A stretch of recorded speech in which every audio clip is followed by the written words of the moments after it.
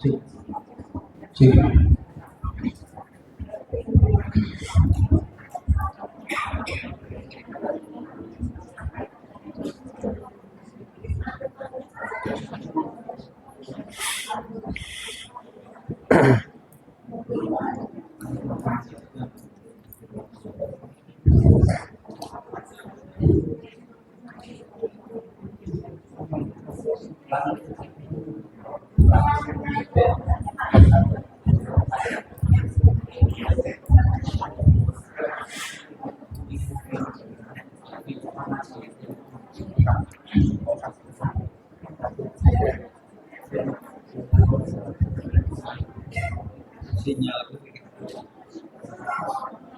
Sebelum kita mulai, ada jadi dulu isi yang kita mau.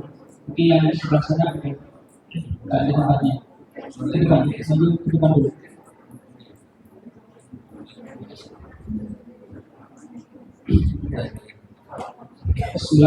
Assalamualaikum warahmatullahi wabarakatuh. Assalamualaikum warahmatullahi wabarakatuh. Alhamdulillah rabbil alamin. Wassalatu wassalamu ala asrofil anbiya wal mursalin wa ala alihi wa sahbihi wa man tabi'ahum bi ihsan ila yaumiddin. Amma ba'd. Para hadirin jamaah kajian Ahad pagi yang dirahmati Allah Subhanahu wa taala. Nantiasa kita memuji Allah Subhanahu wa taala atas nikmat dan limpahan karunia-Nya yang telah diberikan kepada kita semua. Allah Subhanahu wa taala berfirman, "La in syakartum la azidannakum wa la in kafartum inna 'adzabi lasyadid." Bersyukurlah kalian atas nikmat yang telah diberikan kepada kalian, maka aku akan lipat gandakan nikmat tersebut. Dan sungguh ketika kalian kufur atas nikmat itu, sungguhnya azabku sangatlah pedih. Oleh karena itu, Allah Subhanahu wa taala memerintahkan kita untuk mensyukuri nikmat yang telah diberikan kita.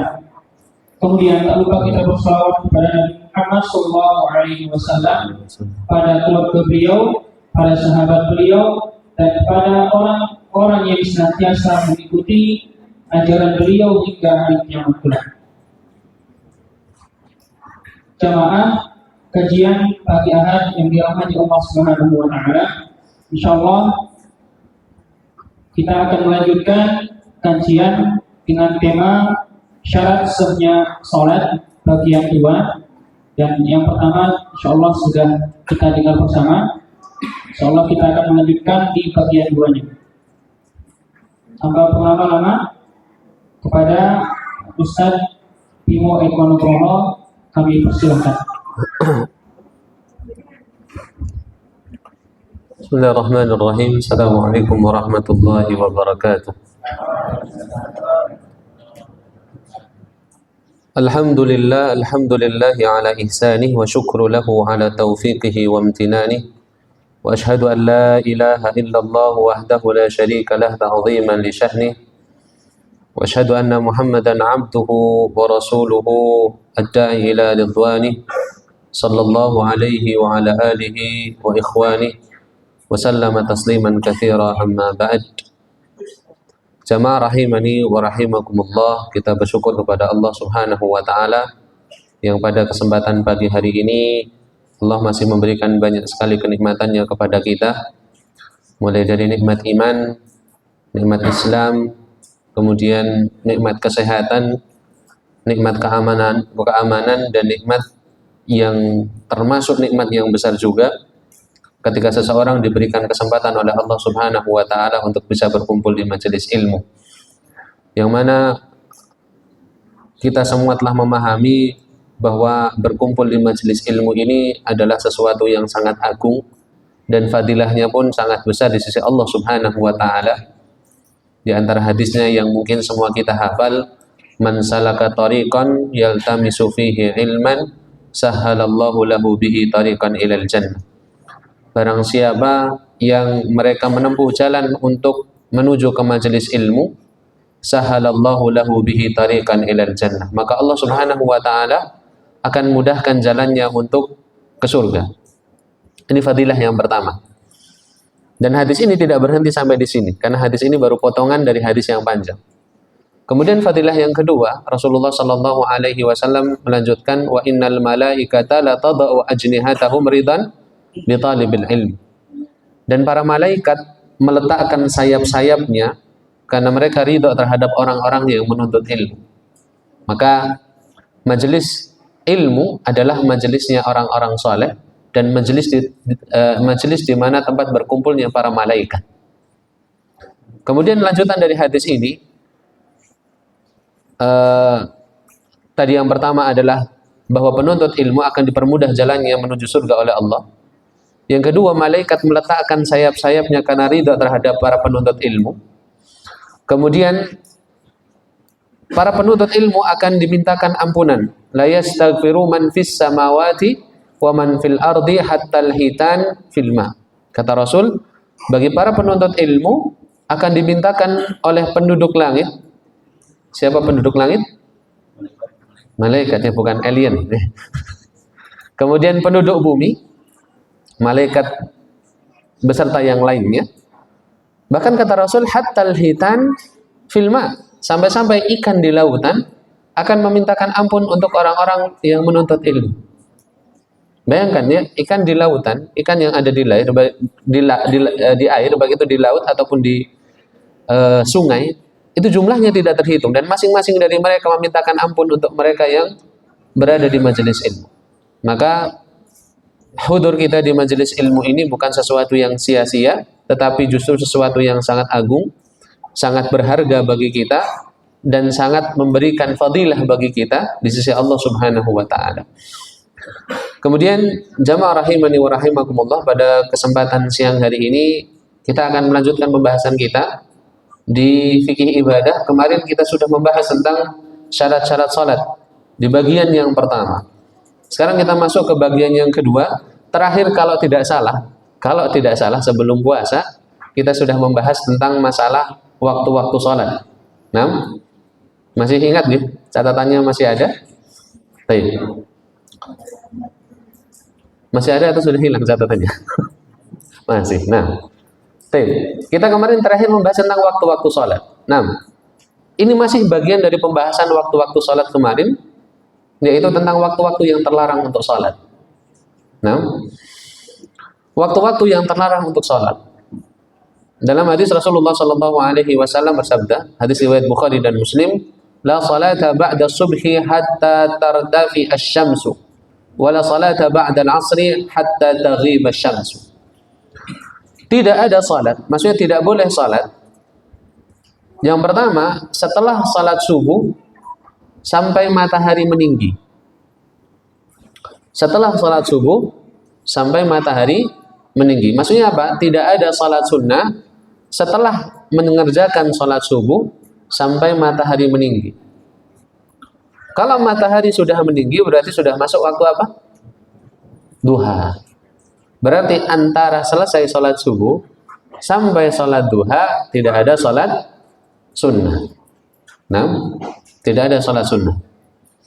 Kemudian yang kedua, wala salata ba'dal asri hatta taghiba asy-syamsu. Tidak boleh juga salat setelah salat asar sampai tenggelamnya matahari. Tenggelam matahari berarti sudah masuk waktu apa? Maghrib. Jadi ada dua waktu di mana seseorang tidak boleh sholat di situ. Yang pertama adalah setelah sholat subuh sampai waktu duha, sampai masuk waktu duha. Setelah waktu duha boleh mengerjakan sholat sunnah. Nah, kemudian yang kedua adalah setelah sholat asar sampai waktu maghrib. Di antara dua waktu ini tidak boleh mengerjakan sholat sunnah di dalamnya. Nah, kemudian dalam riwayat lain disebutkan juga, kalau tadi disebutkan dua waktu, di sini disebutkan tiga waktu dalam riwayat Uqbah bin Amir.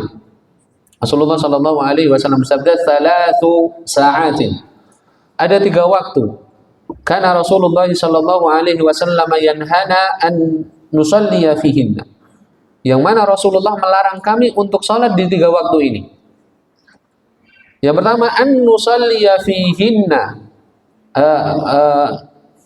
Yanhana an nusalliya fihinna au an naqbura fihinna.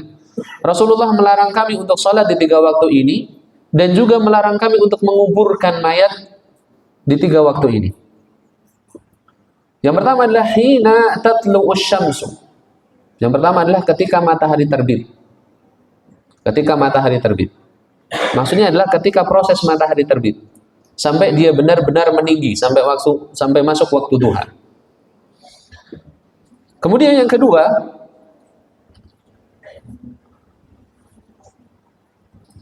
tadi sebutkan hina tatlu'us syamsu bazighatan hatta tartafi'a wa hina yaqumu qa'imudz zahirati hatta tamila syamsu.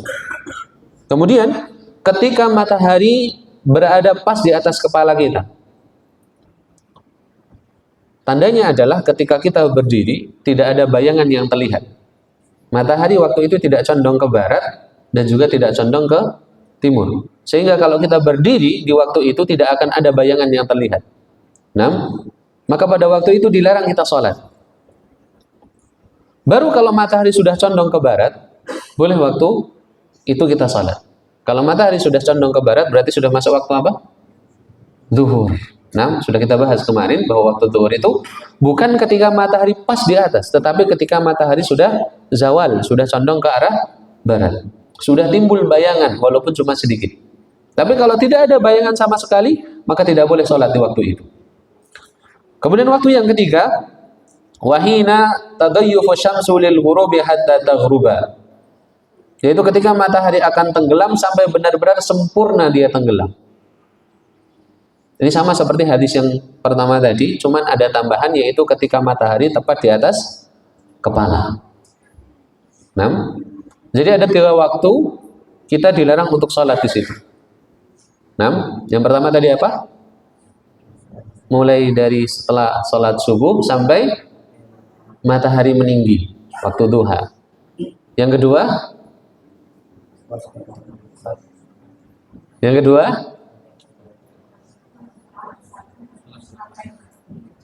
ketika matahari tepat di atas kepala. Di atas apa? Kepala, bukan di atas muka ya. Dan di atas muka bahaya itu. Yang ketiga, ketika setelah asar sampai matahari benar-benar tenggelam atau sampai waktu maghrib. Ini 3 waktu yang kita dilarang salat di dalamnya. Kalau kita rinci lebih panjang lagi, dari dua hadis tadi, kita temukan 5 waktu. Tapi kalau dijamak jadi 3 waktu pun tidak masalah. Karena hadis kedua itu lebih umum daripada hadis yang pertama lebih umum daripada hadis yang kedua. Kalau kita mau rinci, maka akan kita temukan 5 waktu terlarang untuk sholat. Yang pertama, dari sholat subuh sampai matahari terbit. Yang kedua, ketika matahari terbit sampai matahari meninggi. Sampai matahari apa? Meninggi. Artinya waktu duha. Jadi ketika matahari proses terbit, muncul sedikit matahari, sampai matahari meninggi, di situ tidak boleh kita sholat. Sampai dia benar-benar meninggi. Sampai benar-benar masuk waktu duha. Kemudian yang ketiga tadi disebutkan di atas kepala, atau dalam bahasa fikih disebut sebagai istiwa. Matahari benar-benar ada di tengah-tengah langit. Yang mana tandanya adalah ketika kita menancapkan benda atau ketika kita berdiri di waktu itu tidak akan ada bayangan yang terlihat. Kemudian yang keempat, dari sholat asar sampai matahari mulai tenggelam. Yang kelima, dari proses tenggelamnya matahari sampai dia benar-benar tenggelam atau sampai masuk waktu maghrib. Bisa dipahami ini? Bisa. Yang berikutnya adalah hukum-hukum yang berkaitan tentang waktu-waktu yang terlarang tadi. Apa yang tidak boleh dan apa yang boleh dikerjakan di waktu-waktu yang terlarang tadi. Yang pertama, dilarang melakukan sholat sunnah mutlak. Apa itu sholat sunnah mutlak? Sholat sunnah tanpa adanya sebab di waktu-waktu yang terlarang tadi. Misal, sholat sunnah yang ada sebabnya. Apa sholat sunnah yang ada sebabnya? Contoh. Sholat jenazah. Kemudian apa lagi? Tahiyatul masjid. Itu semua ada sebabnya. Maka kalau sholat sunnah itu ada sebabnya,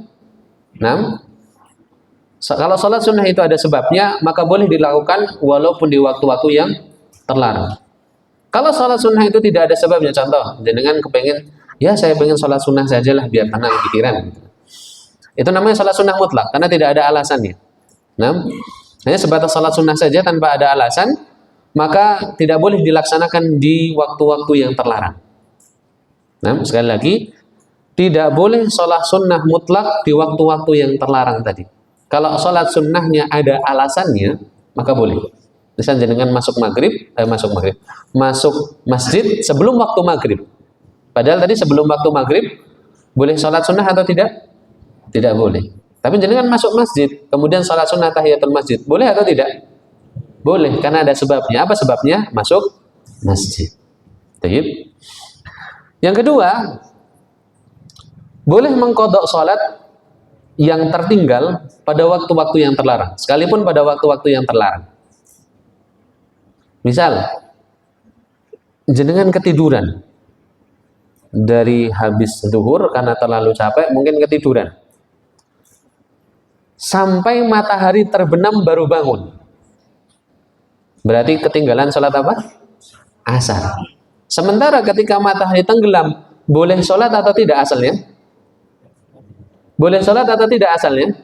Tidak boleh. Tapi karena ini qadha, karena sholat asalnya tadi terlewat, maka boleh mengqadha pada waktu itu. Karena Nabi memerintahkan kita untuk qadha sholat, maka dilaksanakan ketika dia ingat. Karena ingatnya ketika matahari tenggelam, ya dilaksanakan pada waktu itu, walaupun itu di waktu terlarang, dengan alasan qadha. Yang ketiga, seandainya seseorang sholat subuh, kemudian tiba-tiba di tengah-tengah sholat subuhnya matahari terbit. Ini berarti sholat subuhnya rada akhir. Sholat subuhnya di takhir. Bukan di takhir, ya, ketiduran mungkin. Ketiduran, kemudian dia sholat subuh, rakaat pertama itu masih gelap. Rakaat kedua sudah mulai terang. Sudah kelihatan kanan kirinya. Maka apa yang harus dilakukan? Berarti kan dia sholat di dua waktu. Satu rakaat di waktu yang boleh untuk sholat, rakaat yang kedua di waktu yang tidak boleh untuk apa? Sholat. Apa yang harus dilakukan? Salam di waktu di rakaat pertama? Tidak. Tetapi tetap dia sempurnakan sampai selesai rakaat yang kedua. Walaupun yang kedua itu statusnya berada di waktu yang terlarang. Tapi karena dia mulai di waktu yang boleh untuk sholat, maka dia tetap selesaikan sholatnya walaupun di rakaat yang kedua dia masuk di waktu yang terlarang. Yang keempat, bolehnya melakukan sholat nadar pada waktu itu. Sebagaimana yang kita ketahui bahwa namanya nadar itu mau tidak mau wajib untuk dilaksanakan. Yang kelima, bolehnya salat sunnah tawaf pada waktu-waktu terlarang. Apa itu salat sunnah tawaf? Kalau seseorang melaksanakan umrah atau haji, setelah dia tawaf kudum, jadi orang kalau pertama kali datang ke Masjidil Haram, baik itu untuk haji ataupun umrah, yang pertama kali dia lakukan bukan sholat tahiyatul masjid, tetapi apa? Tawaf. Setelah tawaf ada sunnah. Apa sunnahnya? Sunnahnya adalah sholat sunnah 2 rakaat di belakang makom Ibrahim. Jadi makom Ibrahim itu kalau jenengan lihat gambar Ka'bah, ada kayak semacam tempat yang diberikan tutup yang warnanya emas. Itu namanya makom Ibrahim. Kenapa dinamakan makom Ibrahim? Itu bukan makom dalam artian bahasa Indonesia artinya kuburan, bukan. Makom di situ maknanya adalah tempat berdirinya Nabi Ibrahim ketika meninggikan bangunan Ka'bah bersama Nabi Ismail pada waktu itu. Orang setelah selesai tawaf disunahkan untuk sholat sunnah di belakang makom Ibrahim. Ketika dia sholat sunnah ketika selesai tawaf kok di waktu-waktu terlarang, maka dia tetap boleh untuk mengerjakan sholat sunnah di belakang makom Ibrahim. Karena sekali lagi, sholat sunnah tawaf adalah sholat sunnah yang ada sebabnya. Sholat sunnah yang tidak boleh dilakukan di waktu-waktu terlarang tadi adalah sholat sunnah yang tidak ada sebabnya. Yang keenam, bolehnya sholat dan menguburkan jenazah setelah subuh dan asar. bolehnya menguburkan jenazah dan sholat jenazah setelah sholat subuh dan setelah sholat asar.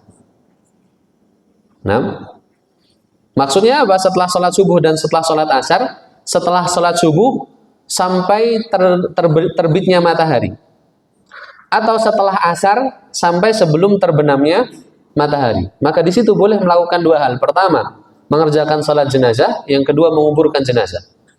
Karena tadi di hadis yang kedua yang kita bahas tadi, tidak boleh menguburkan dan sholat jenazah ketika matahari terbit sampai meninggi, atau ketika matahari terbenam sampai benar-benar terbenam. Nah, mati. Baik. La ba'sa bih. Tetapi kalau matahari itu sudah mulai terbit dan belum meninggi, atau matahari mulai terbenam dan belum 100% terbenam, maka tidak boleh melaksanakan sholat jenazah ataupun menguburkan jenazah di situ. Paham dah ini? Kita ulangi. Boleh menguburkan dan sholat jenazah di dua waktu, setelah sholat subuh dan setelah sholat asar. Setelah sholat subuh sampai sebelum matahari terbit, setelah asar sampai sebelum matahari apa? Terbenam. Tapi kalau matahari sudah mulai terbit, matahari sudah mulai terbenam, maka boleh atau tidak sholat dan menguburkan jenazah? Tidak boleh. Bisa dipahami di sini? Bisa. Baik. Ini hukum-hukum yang berkaitan dengan waktu yang terlarang untuk sholat. Nah, kemudian kita masuk ke rukun yang berikutnya, yaitu rukun yang ke-6 dari sambungan pembahasan kita sebelumnya. Rukun yang ke-6 yaitu menutup aurat. Salah satu syarat sahnya sholat, ini bukan rukunnya, syaratnya. Syarat yang ke-6, bukan rukun yang ke-6. Syarat yang ke-6 yaitu menutup aurat ketika sholat. Syarat sahnya sholat, di antara syarat sahnya sholat adalah menutup aurat ketika sholat. Sebagaimana hadis Nabi Shallallahu Alaihi Wasallam tentang ancaman orang-orang yang mereka tidak menutup aurat. Bahwa Nabi Shallallahu Alaihi Wasallam pernah diperlihatkan tentang beberapa bentuk siksaan dari penduduk neraka. Di antaranya adalah Nabi Shallallahu Alaihi Wasallam mengatakan, sinfani min ahlin nar. Kata beliau, ada dua golongan dari penduduk neraka. Lam arahuma qaumun ma'hum, yang mana aku belum pernah melihat penduduk seperti mereka, orang-orang seperti mereka. Kata Nabi Shallallahu Alaihi Wasallam, qaumun ma'ahum siyatun ka'adnabil baqari yadribuna bihan nas. Golongan yang pertama adalah satu kaum yang mana mereka membawa cambuk, yang mana cambuknya itu seperti ekor-ekor sapi yang dipukulkan kepada manusia. Golongan yang pertama.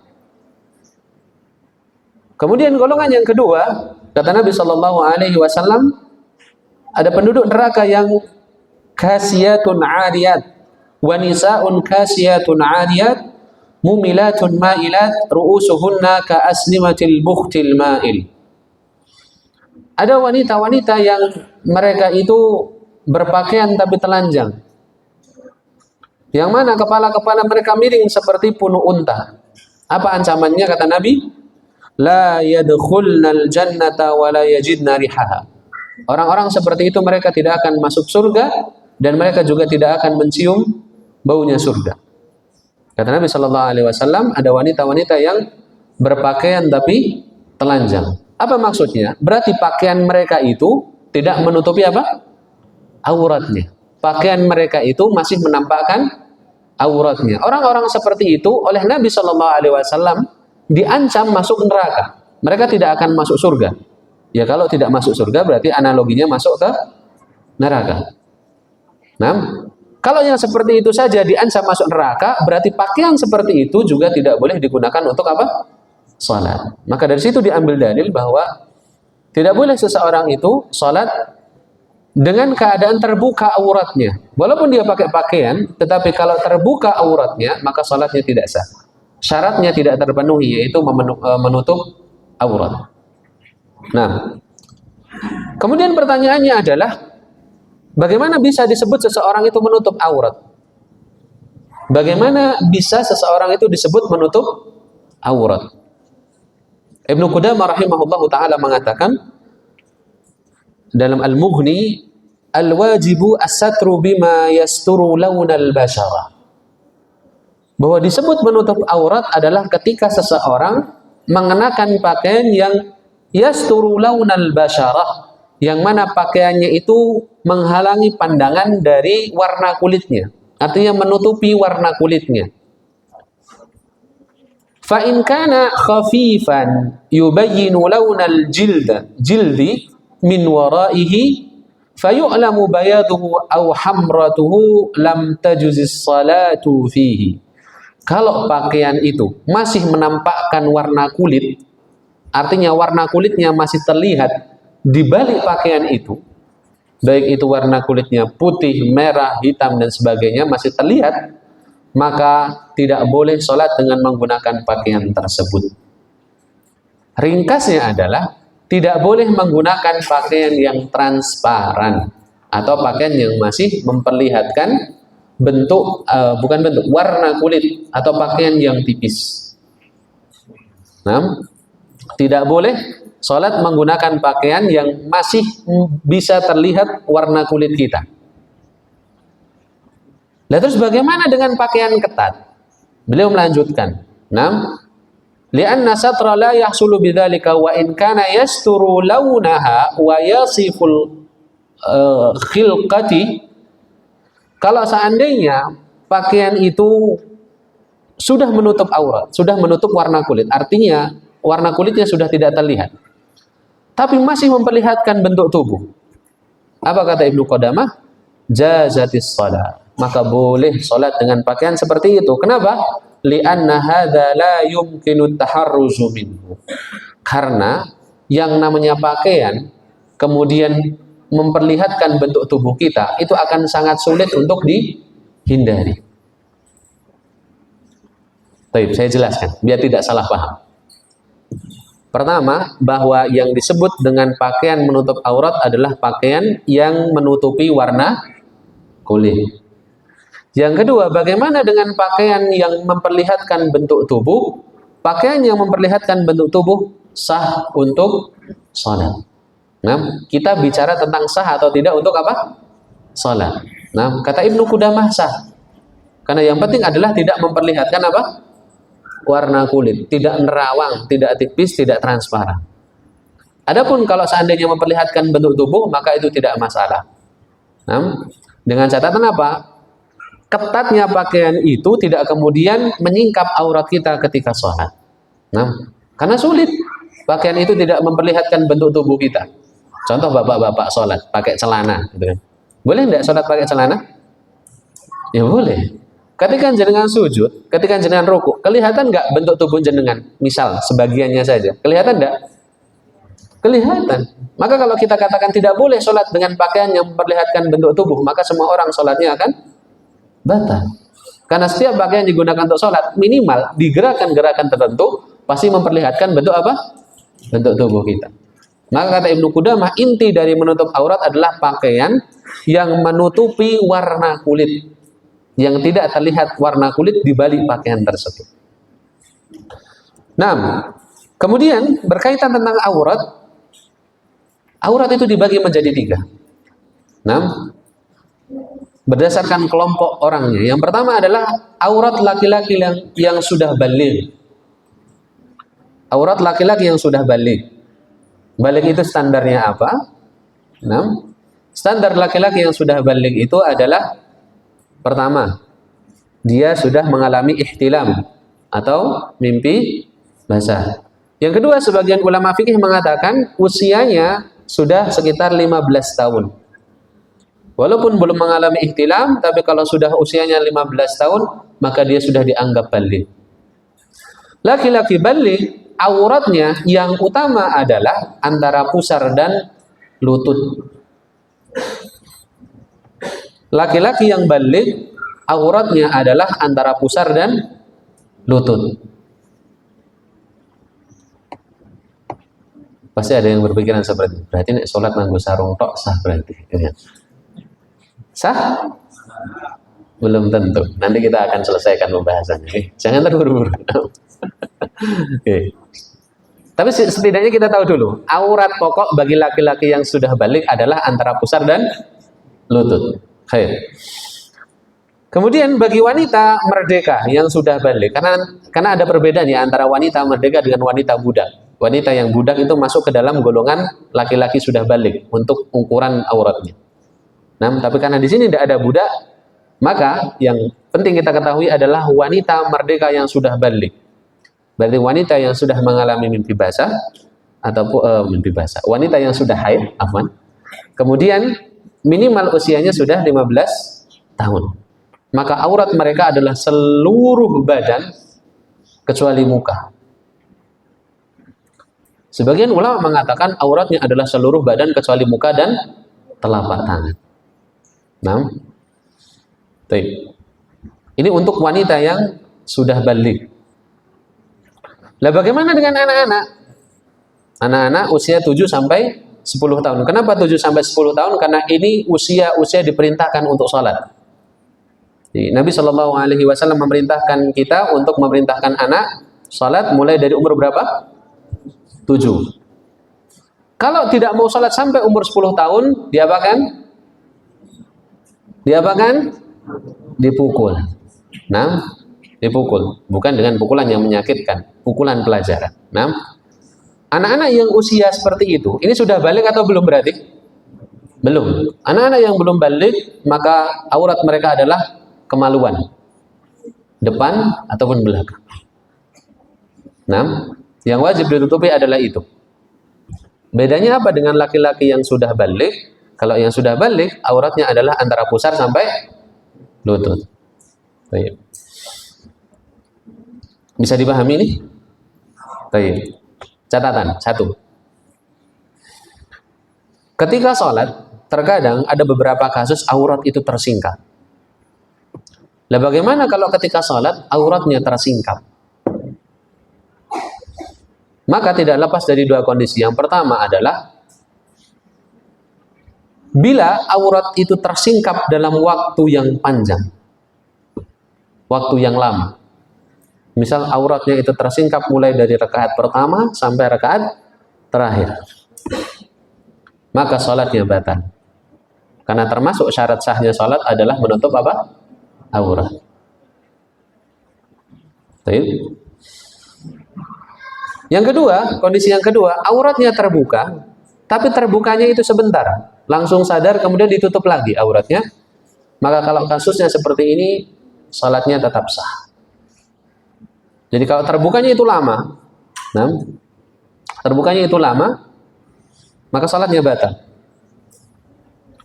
Kalau seandainya terbukanya cuma sebentar, artinya dia langsung menutupinya lagi, maka sholatnya sah. Yang kedua, barang siapa yang memakai pakaian yang haram.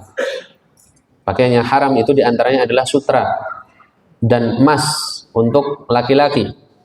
Nah, kemudian juga termasuk pakaian yang haram adalah pakaian curian, baik itu untuk laki-laki ataupun perempuan, maka sholatnya batal. Ini menurut sebagian ulama. Sebagian yang lain mengatakan sholatnya tetap sah, tetapi dia berdosa karena melanggar perintah Allah Subhanahu Wa Taala. Nah, kecuali apabila dia tidak tahu tentang hukum menggunakan pakaian tersebut. Misal dia sholat pakai sutra, bajunya dari sutra, dan dia tidak tahu bahwa sutra itu diharamkan, atau dia tidak tahu jenis sutra itu seperti apa. Yang penting dia pakai baju saja. Ketika selesai sholat, dia baru tahu, oh ternyata yang saya pakai ini sutra. Maka sholatnya tetap sah. Adapun kalau dia tahu yang dia pakai itu sutra, kemudian dia tetap nekat dengan pakaian tersebut, maka sholatnya tidak sah. Demikian pula ketika dia menggunakan pakaian yang sifatnya adalah pakaian curian, yang diambil dari hak orang lain, yang tidak dibenarkan diambil dari hak orang lain. Nah, yang ketiga, barang siapa yang tidak mendapati sesuatu untuk menutup auratnya, barang siapa yang tidak mendapati sesuatu untuk menutup auratnya, maka yang wajib dia tutupi adalah kedua kemaluannya. Loh, opo enek model kaya ini? Ada. Kenapa? Karena para ulama fikih membahas ini. Pasti pernah ada satu kondisi yang mana orang-orang mengalami kejadian seperti ini. Nah, dan ini hubungannya dengan sholat. Misal seseorang tidak punya baju gitu, apakah tidak sholat?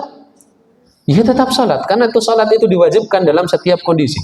Kecuali dalam kondisi-kondisi yang diperbolehkan untuk ditinggalkan oleh syariat. Atau dalam kondisi-kondisi yang mana misal seorang wanita haid maka tidak sholat. Tapi sisanya selain itu, sholat itu wajib dilaksanakan. Hatta walaupun tidak ada sesuatu untuk dia pakai. Kecuali hanya sebatas menutupi apa? Kemaluannya saja. Kalau tidak ada pakaian sama sekali, maka yang ditutupi adalah kemaluannya. Nggak ada yang menutupi kemaluannya. Maka apa yang harus dilakukan? Dia sholat dalam keadaan duduk. Nah, dia sholat dalam keadaan duduk. Dan kalau seandainya berjamaah, maka imamnya di tengah, biar tidak ada yang melihat aurat di depannya. Nah, ini jangan ketawa. Ini kasus fikih ini. Dan disebutkan di kitab-kitab fikih ini. Baik. Jadi kalau seandainya tidak ada pakaian atau pakaiannya minim lah, maka yang wajib ditutupi adalah kemaluannya. Kalau seandainya sama sekali tidak ada pakaian, maka dia sholat dalam keadaan duduk. Nih. Kenapa sholat dalam keadaan duduk? Saya tidak harus menjelaskan alasannya. Nah, yang kelima, haram hukumnya mengerjakan sholat dengan menggunakan pakaian yang bergambar makhluk bernyawa, baik itu hewan ataupun gambar caleg. Nah, karena sering orang itu sholat bawa baju kampanye ke masjid, dan baju kampanye itu bisa dipastikan ada gambar makhluknya, iya atau tidak? Iya, berpeci lagi, ya kan? Maka haram sholat dengan pakai pakaian seperti itu. Ya. Gimana? Meskipun daleman. Nah, nanti kita jawab di akhir. Karena ini belum sesi tanya jawab. Berbicara tentang pakaian. Pakaian itu terbagi menjadi 4 kategori. Yang pertama, ada yang disebut sebagai pakaian yang mujzi. Apa itu mujzi? Pakaian yang cukup. Maksudnya kalau kita pakai pakaian itu untuk sholat, maka sholatnya sah. Ini batas minimal. Yang kedua, ada pakaian yang sifatnya fadilah atau afdol, pakaian yang utama. Yang ketiga, ada pakaian yang hukumnya makruh, tetapi sholatnya tetap sah. Yang keempat, pakaian yang haram, yang mana kalau kita pakai pakaian yang haram ini, salatnya tidak sah. Nah, yang pertama, pakaian yang mujzi, pakaian yang cukup untuk salat adalah 1 lembar kain, yang mana itu bisa menutupi auratnya. Jadi misal tidak ada baju, boleh salat dengan menggunakan 1 kain di apa? Bahasa Jawa ini digubet nih awake gitu kan. Misal laki-laki dia sholat, dia pakai 1 kain. Ini gambarnya, contohnya. Nah, kelihatan sih. Ini bentuk gambarnya. Ini gambarannya saja. Jadi dia menggunakan 1 kain dengan catatan apa? Tetap tertutupi salah satu dari pundaknya. Tetap tertutupi salah satu dari apa? Pundaknya. Karena Nabi Shallallahu Alaihi Wasallam bersabda, la yusalli ahadukum ala atikihi min husain. Janganlah seseorang sholat di antara kalian menggunakan 1 lembar kain yang sebagian kain itu tidak dapat ditaruh atau menutupi bahunya. Berarti pemahamannya adalah boleh sholat dengan hanya menggunakan 1 kain, dengan catatan apa? Kain itu bisa sampai kemana? Ke bahu. Baik. Ini khusus laki-laki, tapi kalau perempuannya harus menutupi apa? Semua badannya. Baik. Makanya tadi ada pertanyaan di depan, boleh nggak sholat hanya pakai sarung tok, gitu kan? Jawabannya apa? Tidak boleh. Kenapa? Karena tidak ada kain yang sampai kemana? Ke pundaknya. Nah, karena satu kain boleh, tetapi ingat harus ada kain yang sampai kemana? Ke pundak. Baik itu menutupi salah satunya atau keduanya. Ini batas pakaian minimal. Sholat pakai pakaian seperti ini sah atau tidak? Sah. Nah, sah. Kita tidak bicara tentang masalah kepantasan dan adab. Kita bicara tentang sah atau tidak. Kembali lagi ke atas. Kemudian yang kedua, kategori pakaian yang kedua adalah pakaian fadilah atau pakaian yang afdal, yang utama. Pakaian yang utama adalah 2 lembar kain. Satu kain untuk atasan dan satu kain untuk bawahan. Nah, ini contohnya. Ini biasa dipakai orang-orang yang ihram. Nabi sallallahu alaihi wasallam bersabda, "Idza shalla ahadukum falyalbas thawbayn." Atau falyalbas thawbayhi. Kalau seseorang salat maka gunakan 2 kain atau 2 pakaian. Fa innallaha haqqu min tazyini karena Allah lebih berhak untuk kalian berhias di hadapannya. Jadi yang baik adalah seseorang ketika sholat menggunakan 2 pakaian, satu untuk menutupi atasnya, satu untuk menutupi apa? Bawahnya. Dan ini diterapkan di Indonesia ya, bawah pakai sarung, atas pakai baju koko. Nah, yang ketiga, pakaian yang makruh. Di antara pakaian yang makruh, yang pertama pakaian somma. Nanti kita jelaskan, kita tampilkan gambarnya. Yang kedua adalah pakaian yang sadel. Yang ketiga pakaian yang isbal. Apa isbal? Menutupi mata kaki. Ini khusus laki-laki. Kalau perempuan harus isbal malah. Kemudian di antara pakaian yang makruh adalah pakaian yang digulung, baik itu lengan bajunya ataupun bagian bawahnya,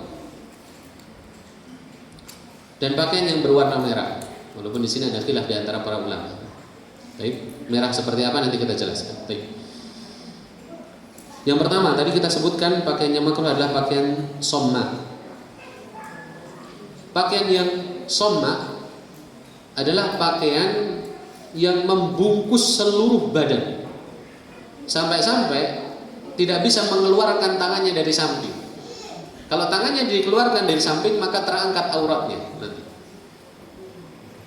Bisa dibayangkan ya? Kayak bayi kalau di apa? Di bedong gitu. Ya.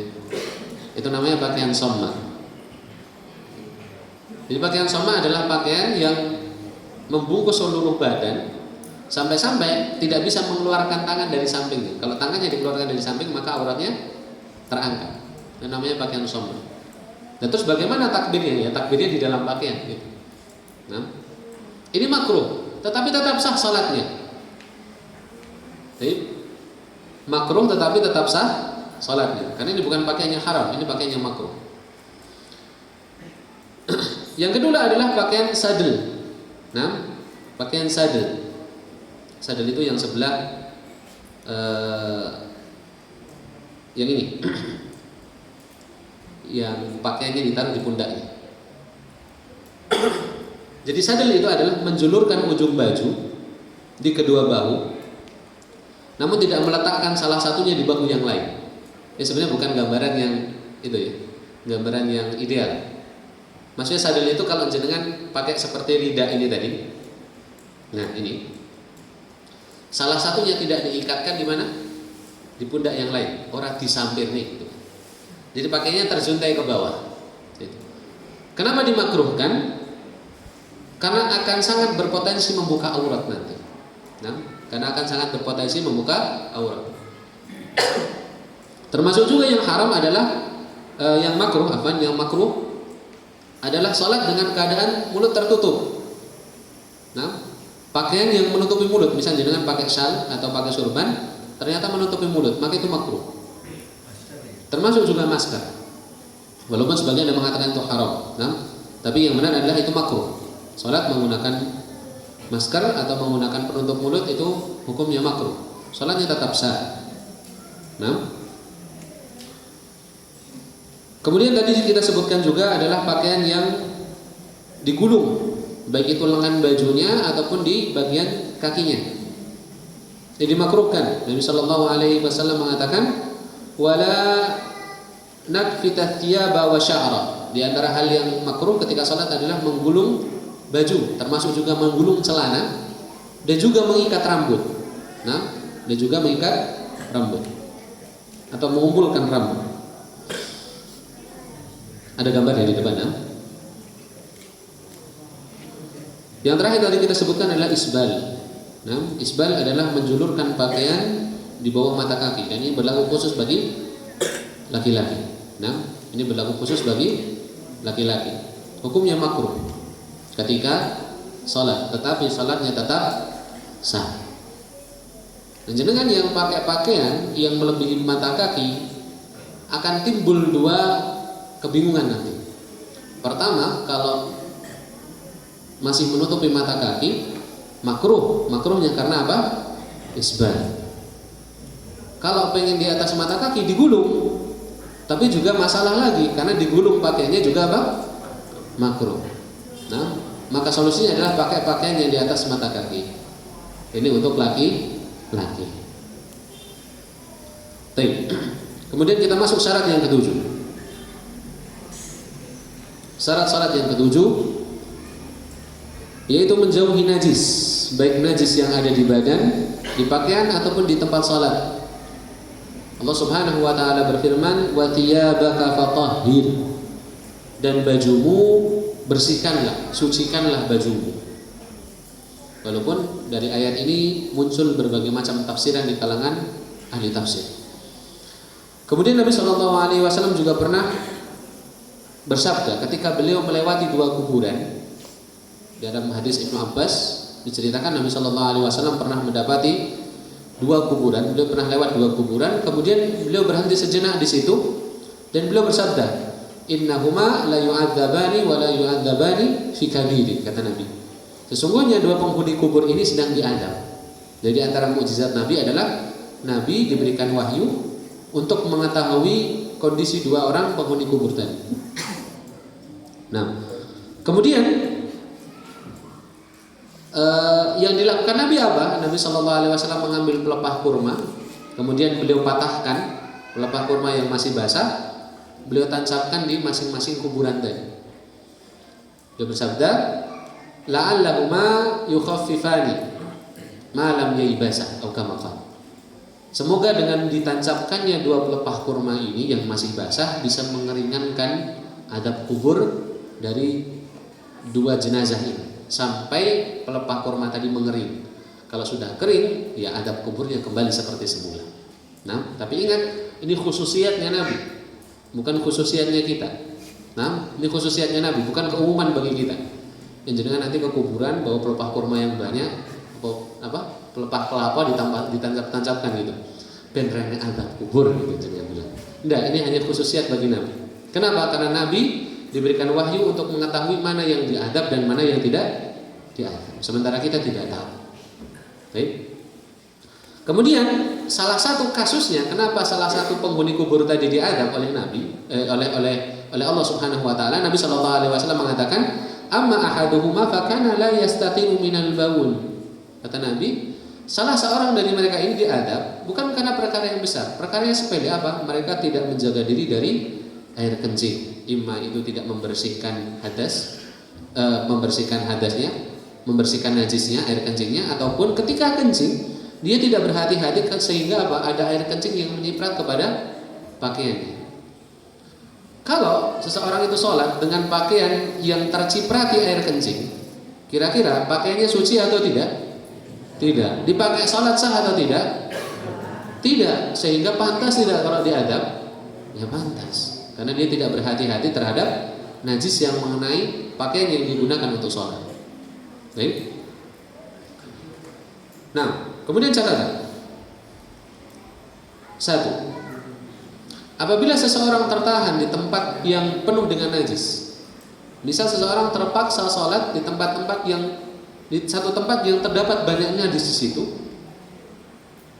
maka dia berusaha semaksimal mungkin untuk menjauhi najis yang ada di tempat tersebut.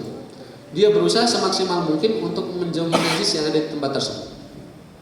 Nah, imma itu menggunakan alas, sajadah, dan yang lain sebagainya, ataupun dia memilih tempat-tempat yang minim najis.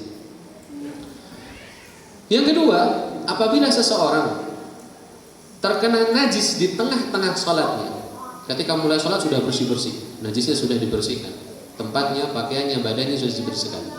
Tiba-tiba ketika sholat dia terkena najis. Contoh yang paling gampang, kasus di masjid-masjid kita adalah ketika sholat ada kotoran apa? Cicak. Dan kotoran cicak itu nempel ketika jenengan sholat. Maka apa yang harus dilakukan? Yang harus dilakukan adalah membersihkan kotoran tersebut.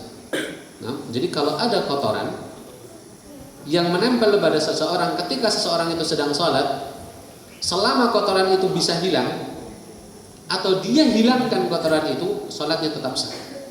Tapi kalau kotoran itu menempel sampai akhir sholatnya, maka sholatnya tidak sah.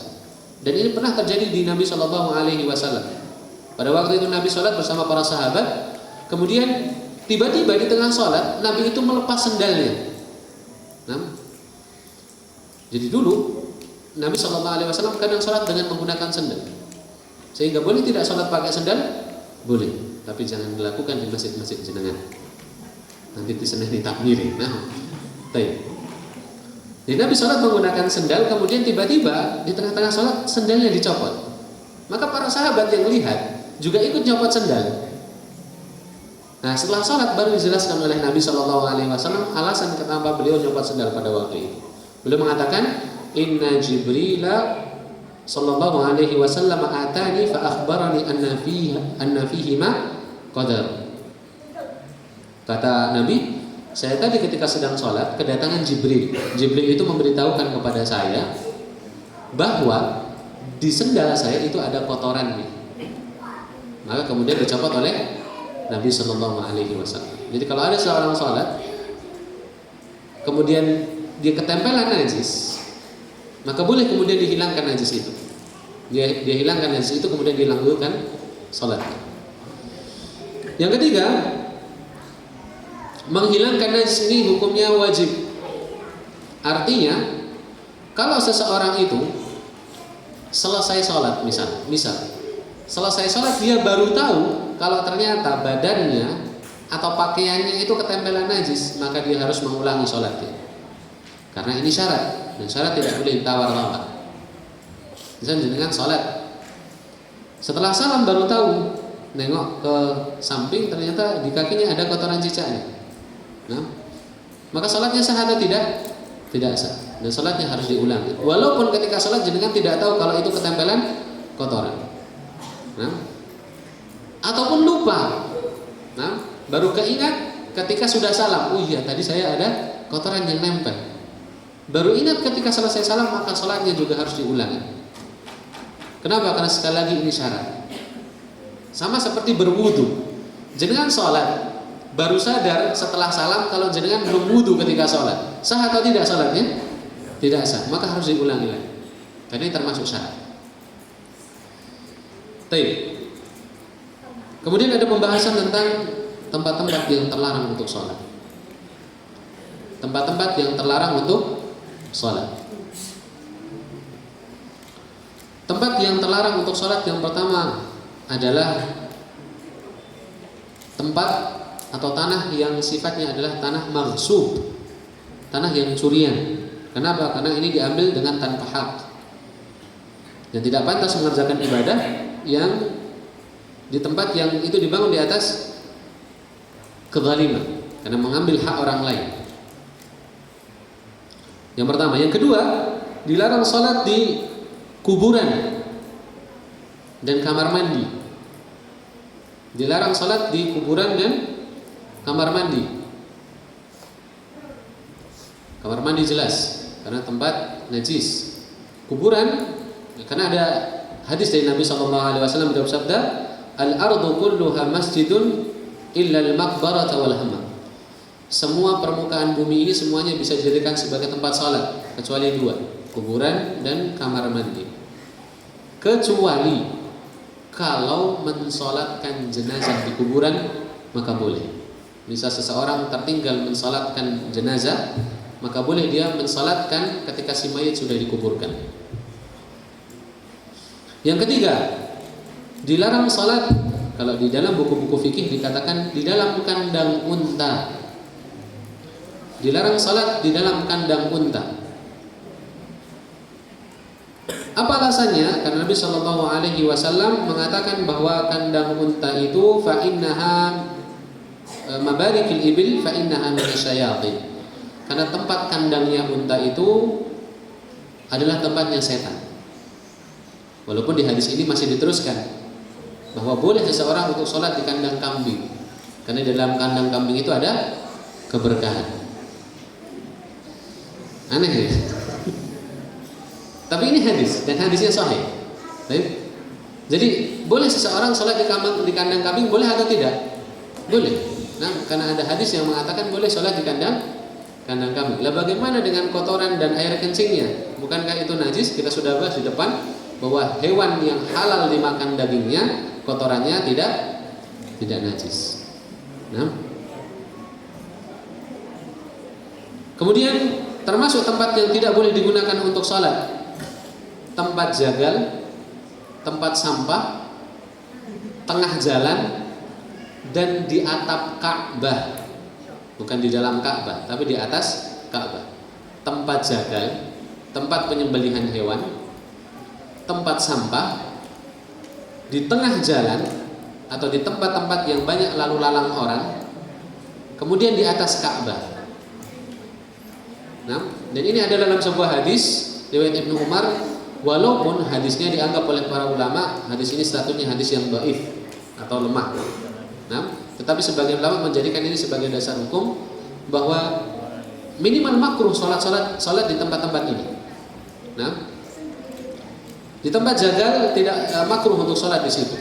Sebagian ulama mengatakan itu makruh, sebagian lagi melarang, sebagian lagi membolehkan. Kenapa? Karena hadisnya ini dhaif. Nah, makanya sebagian ulama mengatakan apa? Tidak boleh menyembelih hewan di masjid. Kenapa?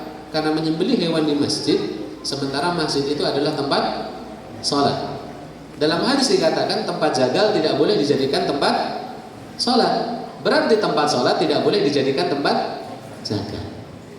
Nah, itu nanti pembahasannya panjang lebar di masalah tentang hukum seputar penyembelihan kurban. Nah, kemudian kita masuk ke syarat sahnya salat yang ke-8. Menghadap ke kiblat. Kiblat kita di mana? Kiblat kita di mana? Di Ka'bah. Nah, dan Ka'bah itu ada di arah mana dari kita? Arah barat. Nah, Nabi sallallahu alaihi wasallam bersabda, "Idza qumta ila salati fa asbighil wudu, thumma istaqbilil qiblah." Apabila engkau hendak sholat maka sempurnakan wudu dan menghadaplah ke kiblat. Nah, dan menghadaplah ke kiblat. Sehingga menghadap ke kiblat ini adalah syarat bagi seseorang untuk diterimanya sholat. Baik. Ada beberapa hal yang berhubungan dengan menghadap ke kiblat. Yang pertama, apabila seseorang berada dalam kondisi genting, kondisi berbahaya, kondisi yang sulit untuk bisa menghadap kiblat, maka dia salat dengan menghadap kemanapun dia mau. Artinya pada waktu itu kewajiban untuk menghadap kiblat gugur. Contoh, ketika perang. Nah, kalau kita buka di buku-buku fikih ada syariat namanya di situ salat khauf, salat dalam kondisi ketakutan, dalam kondisi terdesak, termasuk dalam kondisi perang. Dan kondisi yang paling ekstrim pun kita tetap diwajibkan untuk apa? Untuk sholat, walaupun tidak bisa menghadap ke kiblat, walaupun sambil bergerak menghindari musuh, kita tetap diwajibkan untuk sholat. Yang kedua, barang siapa yang tidak bisa mendapatkan informasi yang pasti tentang arah kiblat, misal dia ada di tengah hutan, dia tidak bawa kompas, pada waktu itu mendung, tidak ada bulan, tidak ada bintang, tidak ada matahari yang dia bisa lihat. Kemudian dia berijtihad. Nah, dia berijtihad bahwa kiblatnya itu misal ke arah sana. Kemudian dia sholat ke arah yang dia yakini sebagai apa? Kiblat. Ternyata setelah selesai sholat, ketahuan bahwa ternyata arah yang dia tuju bukanlah arah apa? kiblat. Misal agak nyerong atau malah membelakangi kiblat misalkan. Baik. Selama dia sudah berusaha semaksimal mungkin untuk mencari arah kiblat dan ternyata ijtihadnya salah, maka sholatnya tetap sah. Dengan catatan apa? Dia sudah berusaha semaksimal mungkin mencari informasi tentang arah kiblat. Nah, tetapi kalau ada informasi yang dia bisa dapatkan, tetapi dia memilih ijtihad sendiri, kemudian dia sholat sesuai dengan keyakinannya, setelah salam ternyata arahnya salah, maka dia harus mengulangi sholat. Kenapa? Karena ada informasi yang sifat, yang terpercaya, yang dia bisa rujuk untuk mengetahui arah kiblat. Atau misal ada orang yang bisa dia tanya, tetapi dia nggak mau bertanya, dia memilih ijtihad sendiri. Maka kalau seandainya ijtihadnya salah, maka sholatnya batal. Nah, tetapi kalau tidak ada sumber informasi, dia sudah berusaha mencari informasi, ternyata dia menghadap ke arah yang salah dan dia baru tahu setelah sholatnya selesai, sholatnya tetap sah. Nah, yang keempat dan yang kelima, ini permasalahan di masjid-masjid kita. Jenengan pernah dapati masjid yang karpetnya miring, atau mungkin masjid di tempat jenengan karpetnya miring, iya kan? Iya. Perhatikan, di sini para ulama merinci hukum menghadap ke Ka'bah. Ada dua. Yang pertama menghadap ke bangunan Ka'bah. Yang kedua menghadap ke arah Ka'bah. Dan bedakan dua hal ini. Yang pertama menghadap ke bangunan Ka'bah, yang kedua menghadap ke apa? Arahnya. Baik. Kapan seseorang wajib menghadap ke bangunan Ka'bah? Yaitu ketika dia bisa melihat Ka'bah itu. Kalau jarak antara dirinya dengan Ka'bah, dia bisa melihat Ka'bah, maka wajib baginya untuk menghadap ke arah bangunan Ka'bah. Bisa dipahami ini? Yang kedua, kalau jarak antara dirinya dan Ka'bah itu dia tidak bisa melihat Ka'bah. Misal kita di Indonesia ini, bisa nggak lihat Ka'bah? Nggak bisa. Secara langsung tidak bisa. Maka yang wajib baginya adalah menghadap ke arah Ka'bah. Mana arah Ka'bah kita? Ke barat. Karena Ka'bah kita itu antara utara dan selatan. Ketika seseorang sudah menghadap ke arah barat, maka dia sudah menghadap ke arah Ka'bah. Walaupun tidak persis mengenai bangunan Ka'bah, yang penting dia sudah menghadap ke arah barat. Karena secara fakta kita di timur, berarti Ka'bah kita ada di barat. Nah, masjid-masjid yang mereka mungkin kalau diukur secara akurat dengan teknologi sekarang, ini miring sekian derajat dari arah Ka'bah, seharusnya tidak harus memiringkan karpet yang ada di masjid. Kenapa? Pertama, kita hanya disuruh untuk menghadapkan diri ke arah Ka'bah, bukan ke fisik Ka'bahnya. Dan tentu kalau kita menghadapkan masjid kita ke fisik Ka'bah itu akan sangat sulit, akan sangat susah. Nah, yang kedua, Islam ini datang untuk mempermudah, bukan untuk apa? Mempersulit. Jadi kalau masjidnya sudah jadi seperti itu, selama dia menghadap ke barat, ya sudah selesai. Tidak perlu dimiring-miringkan lagi, apalagi miringnya kebangetan. Ya, ada masjid-masjid itu yang harusnya kalau jamaah full itu bisa menampung banyak orang, ketika dimiringkan sebagian harus di luar. Nah, ini kan berarti mengurangi fungsi masjid itu sendiri. Maka kita kembali ke sini tadi. Kalau kita bisa melihat bangunan Ka'bahnya, yang wajib bagi kita adalah mengarah ke bangunannya. Tapi kalau tidak bisa melihat, maka yang wajib bagi kita adalah mengarah ke arahnya saja. Selama kita di timur, berarti Ka'bah kita di barat. Selama kita sholat ke arah barat, maka sah sholat kita. Nah, baik. Syarat yang terakhir, nah, yaitu tentang masalahnya. Wajib bagi seseorang ketika sholat untuk berniat. Nabi Shallallahu Alaihi Wasallam bersabda dalam sebuah hadis yang ini masyhur dan masing-masing dari jenengan insya Allah sudah hafal. Innamal a'malu binniyat. Setiap amal itu tergantung dengan niatnya. Baik, dan kita akan sedikit berpanjang lebar tentang masalah ini. Ini pembahasan terakhir, tapi ini akan agak kita jabarkan lebih panjang. Jadi tidak hanya sebatas sholat itu niat. Lah seperti apa bentuk niatnya? Baik. Niat itu satu, tempatnya di mana? Di hati. Tempatnya di hati, bukan di lisan. Tempatnya di hati, bukan di lisan. Nah, Ustaz, di situ ada orang-orang yang ketika sholat dia pakai usolli, atau ketika mau ibadah-ibadah yang lain misalnya dia pakai nawaitu. Nah, bagaimana kemudian dihukum seperti itu? Ingat, di dalam masalah tersebut melafadzkan niat, para ulama itu berbeda pendapat. Tapi mereka bersepakat bahwa asal niat itu tempatnya di mana? Hati. Ini yang perlu dipahami ya. Jadi kalau ada ulama menganjurkan untuk melafadzkan niat, ingat mereka bersepakat bahwa asal niat itu di mana? Di hati. Artinya lafadz itu tidak akan bermanfaat kalau tidak diniati juga di dalam hati.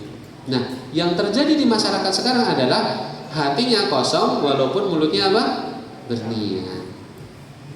Jadi sekali lagi, para ulama yang menganjurkan untuk melafadzkan niat, mereka bersepakat bahwa tempat niat itu asalnya dalam hati. Sementara lafadznya itu hanya sebatas untuk menguatkan hati. Kalau di dalam hati belum terlalu kokoh niat. Tapi asalnya adalah dalam hati harus ada terlebih dahulu niat. Ini yang perlu dipahami. Baik. Yang kedua, hakikatnya niat itu apa toh? Niat itu adalah tekad yang kuat untuk melaksanakan satu perbuatan. Itu niat. Misal kita bicara tentang puasa kemarin. Puasa itu bisa batal walaupun tidak makan dan tidak minum. Yaitu ketika seseorang sudah berniat untuk membatalkan puasa. Lah niat seperti apa? Niat tekad yang kuat untuk membatalkan puasa. Itu baru membatalkan puasa. Tapi kalau hanya sebatas terbersih, capek ini, jadi sampai di rumah minum seger, itu belum sampai niat.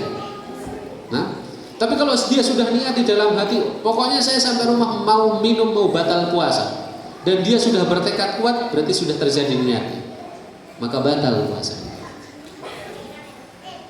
Yang ketiga, syarat niat itu dianggap sah adalah muncul dari seseorang yang beragama Islam, berakal, dan minimal usia mumayyiz.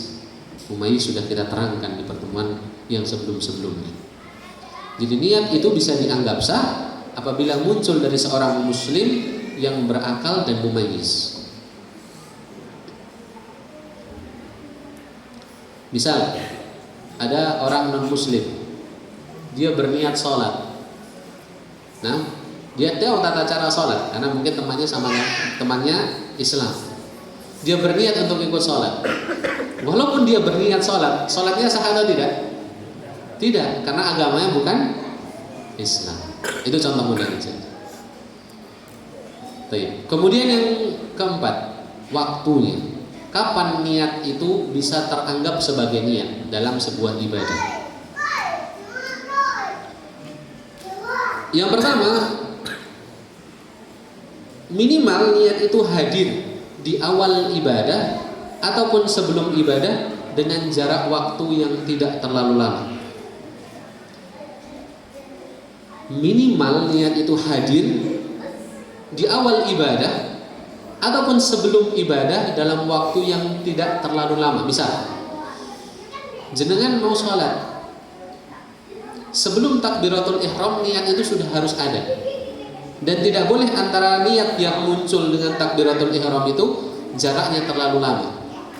Misal jenengan niat sholat asar, tapi niatnya sejak zuhur tadi, maka tidak boleh. Tapi niat itu harus hadir sebelum ibadah dalam jarak waktu yang tidak terlalu lama. Yang afdol, nah ini yang kedua, yang afdol niat itu hadir ketika syuruk atau ketika memulai ibadah. Kalau sholat berarti ketika apa? Takbiratul ihram. Harus muncul niat di situ. Jadi ketika Allahu Akbar harus disertai niat sholat di situ. Nah, tapi ingat, tidak boleh memberatkan diri di situ. Makanya kita melihat orang-orang yang mungkin jenengan pernah lihat, ada orang-orang yang ketika Allah, nggak jadi.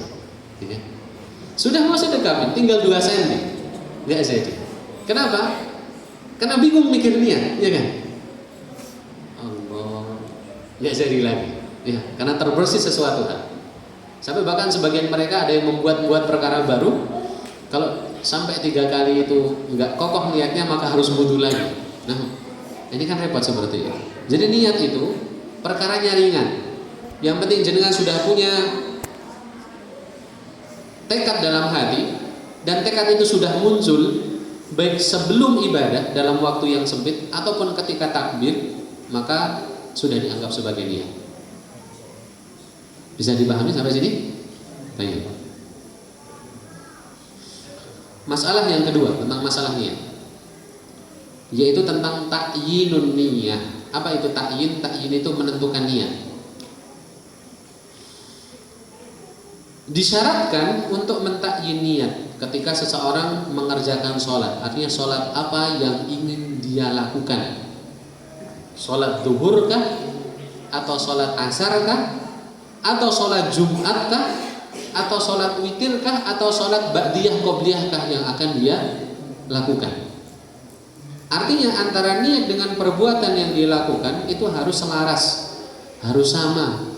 Jangan niatnya atau jangan yang dia lakukan sholat asar tapi niatnya sholat zuhur. Ada nggak kasus seperti itu? Ada. Nah, misal seseorang bangun tidur, dia tergesa-gesa untuk sholat, tergesa-gesa untuk sholat, ingatnya ini sholat zuhur, padahal yang dilakukan sholat apa? Sholat asar.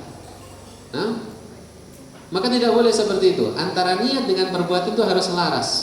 Apa yang ingin dia perbuatkan, itu yang harus dia niati. Ini untuk jenis sholatnya. Tetapi tidak disyaratkan mentakyin atau menentukan niat untuk sholat-sholat sunnah mutlak. Apa sholat sunnah mutlak tadi? Sholat sunnah yang tidak ada apa? Sebabnya. Tapi kalau ada sebabnya harus ditakyin. Misal sholat tahiyatul masjid, ya niatnya harus tahiyatul masjid. Nah, kemudian juga tidak disyaratkan untuk takyin niyah dalam masalah qada atau dalam masalah fardu atau sunnahnya sholat tersebut. Nah, karena kalau jenengan sudah meniatkan sholat zuhur, ya tidak mungkin itu sholat sunnah, pasti sholat apa? Sholat fardu. Sehingga tidak diwajibkan untuk mentakyin. Intinya takyin niyah itu hanya berlaku untuk jenis sholat apa yang ingin jenengan lakukan. Zuhur kah, asar kah, witir kah, sholat jumat kah, atau sholat sunnah rawatib kah yang ingin dilakukan. Baik. Kemudian masalah niat dalam sholat jamaah. Masalah niat dalam sholat berjamaah. Kalau dalam sholat jamaah itu ada 2 kedudukan, ada imam, ada makmum. Apakah niat imam dan makmum sama? Apakah niat imam dan makmum sama? Apakah niat imam dan makmum sama? Beda, karena kedudukannya juga beda. Jangan makmum berniat sebagai imam, jangan imam berniat sebagai apa? Makmum. Loh, kenapa Mas sampai hal ini dibahas sedetail itu? Karena nanti akan timbul masalah. Baik. Kenapa? Karena pertama, makmum disyaratkan berniat sebagai makmum, imam disyaratkan berniat sebagai apa? Imam. Jangan sampai ada orang dia menjadi imam tapi niatnya sebagai apa? Makmum. Misal dia dipaksa jadi imam padahal tidak mau. Nah, oke lah dia takbir sebagai imam tapi niatnya sebagai makmum karena tidak ridho. Nah, tidak boleh. Kalau dia jadi imam ya niatnya harus imam, makmum ya niatnya makmum. Kemudian yang kedua, kenapa harus seperti itu? Karena nanti makmum boleh memisahkan diri dari jamaah. Berarti niatnya bukan lagi sebagai makmum, tetapi niatnya untuk sholat sendiri. Dan ini pernah terjadi di zaman Nabi SAW ketika Mu'adz bin Jabal mengimami sholat Isya membaca surat Al-Baqarah full. Dan dikatakan bahwa pada waktu itu makmumnya adalah orang-orang yang kerjaannya adalah petani pada waktu itu. Sudah siang capek, nah malam sholat Isya baca apa? Al-Baqarah imamnya. Maka ada salah satu di antara jamaah itu memisahkan diri kemudian sholat sendiri. Pada waktu itu diberitahu Mu'adz, wahai Mu'adz, tadi ada jamaahmu yang memisahkan diri. Maka apa kata Mu'adz? Ini orang munafik. Kata Mu'adz, orang tadi nggak terima dikatakan munafik, lapor ke pusat, ke Nabi Shallallahu Alaihi Wasallam. Kemudian Nabi Shallallahu Alaihi Wasallam mengeritik Mu'adz. Afatanan anda ya Mu'adz, apakah engkau mau buat fitnah wahai Mu'adz? Maksudnya apa? Sudah sholatnya jamaah, kenapa bacaannya apa? Terlalu panjang.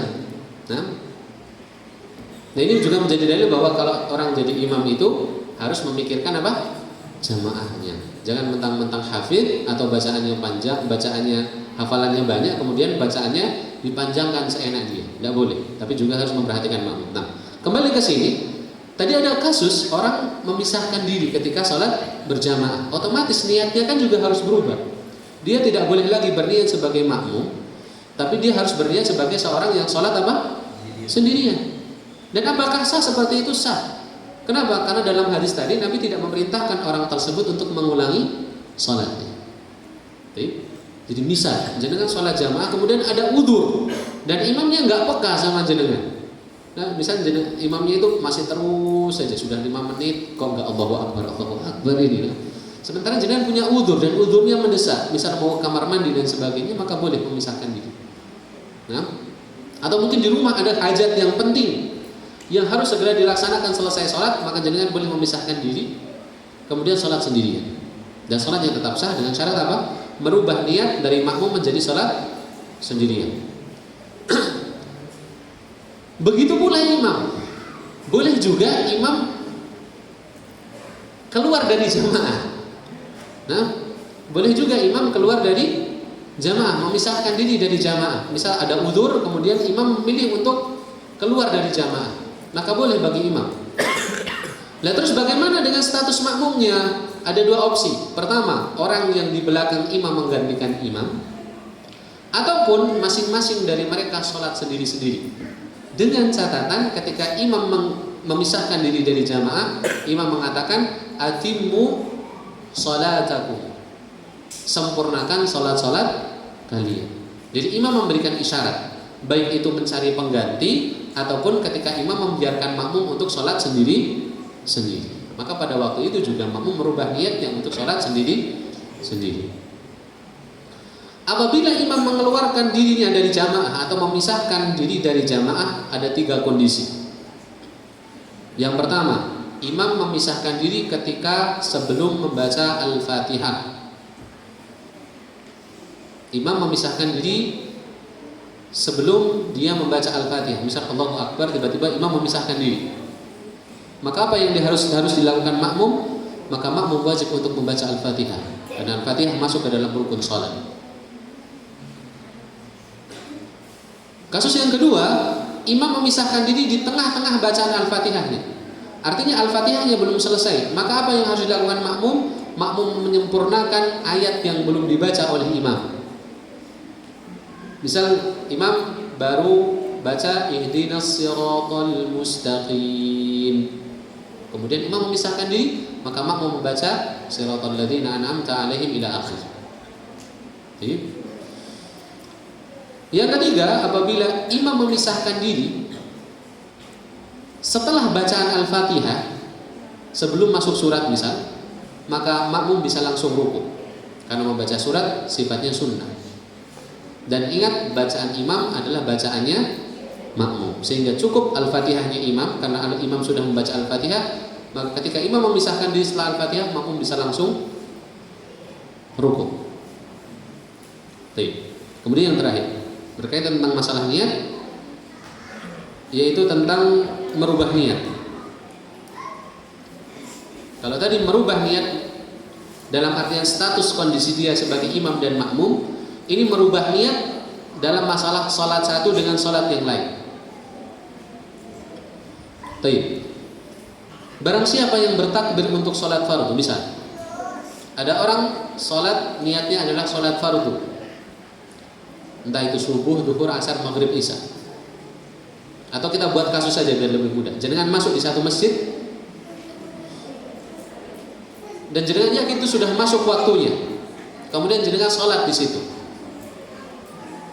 Misal masuk masjid waktu zuhur atau waktu asar yang sering kosong misal masjid.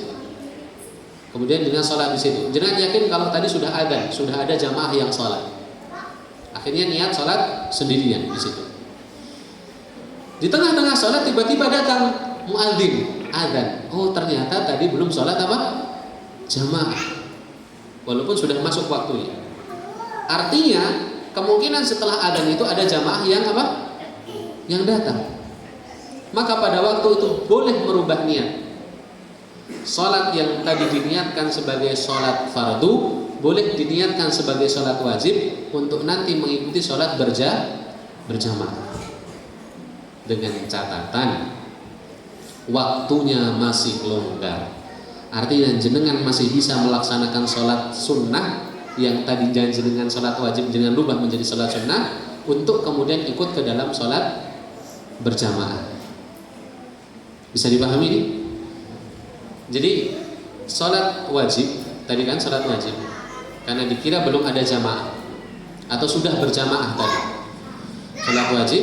Tiba-tiba di tengah-tengah sholat wajib ada jamaah yang ingin melaksanakan sholat jamaah atau muadzin adzan dan kemungkinan datang jamaah untuk sholat jamaah. Maka boleh yang sholat fardu tadi dengan rubah niatnya untuk sholat sunnah.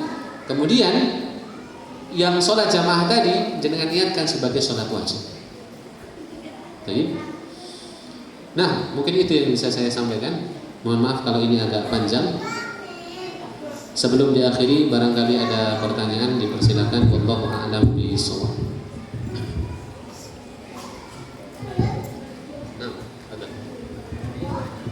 Nah. Baik.